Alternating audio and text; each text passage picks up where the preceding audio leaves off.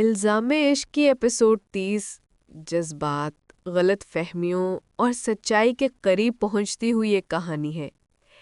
اس قسط میں ہر کردار اپنی زندگی کے سب سے بڑے فیصلے کے سامنے کھڑا دکھائی دیتا ہے۔ ایپیسوڈ 30 کی شروعات شدید تناؤ سے ہوتی ہے۔ اریج اب بھی اس الزام کے بوجھ تلے دبی ہوئی ہے جو اس نے کبھی کیا ہی نہیں۔ اس کے چہرے پر دکھ بھی ہے، بے بسی بھی، اور تھکن بھی۔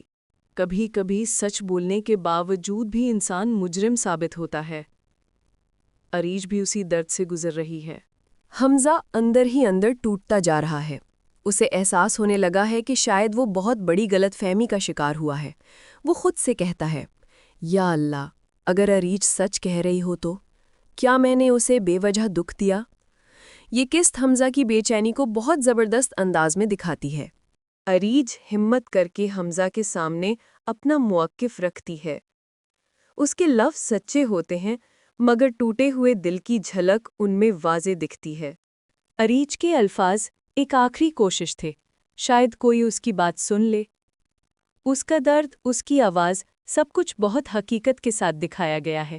ایپیسوڈ 30 کا سب سے اہم لمحہ وہ ہے جب ایک نیا کردار یا نئی گواہی سچ کو سامنے لانے لگتی ہے۔